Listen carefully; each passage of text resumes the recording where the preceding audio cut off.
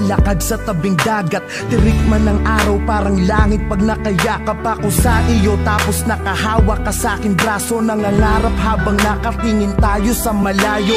Ang dami kong hiling, ang dami kong gustong gawin, mga bagay upang pag-ibig ko'y lalo mong damdamin. Gusto ko yung ganito, yung hawak ko ang yung kamay magkaakbay. Parang wala na yatang papantay sa pintig na kakaiba.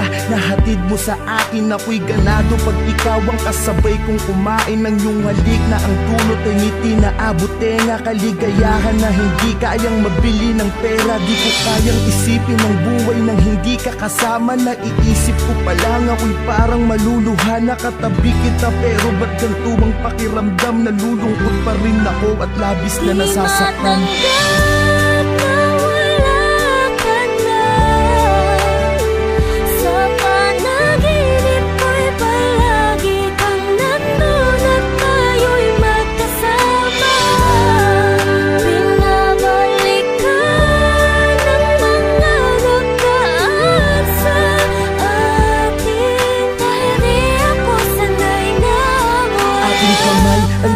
Isa at ikinorting puso, tanda ng pag-iibigan nating hindi susuko sa kahit anong hamon sa ating pagsasamahan. Tumanda man tayo, hindi magkakasawaan. Gusto ko yung ikaw ay lagi kong sinusurpresa. Walang imposible pagdating sa'yo, aking prinsesa. Dito tayo sa gitna ng hugis pusong kandila. Magpapaka-romantiko ko upang mapangiti ka. Mga litrato natin ay itatali sa mga lobo. Kakantahang kita kahit medyo wala sa tono, maibadama ko lang kahit sa simpleng paraan kung paano kita mahalin at pahalagahan. Sinusumpa ko sa harapan ni Ama na sa lahat ng sandali at oras mahali ingatan kita. Pero bakit ganito ang bigat ng pakiramdam? Nalulungkot ako parang may problemang dinadamdam.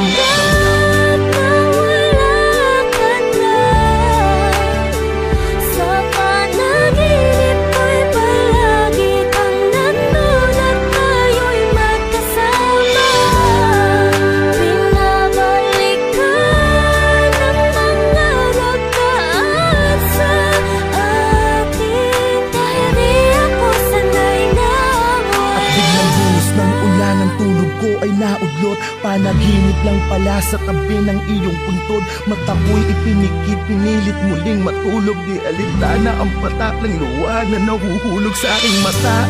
Kahit basang-basanan ng ulan, hindi ko kasi alam kung paano pasisimulan ang buhay nang di ka kasama. Sinanay mo kasi ko na laging masaya at ang araw ko ay kumpleto. Wala na akong kasabay magsipilyo, wala nang makulit.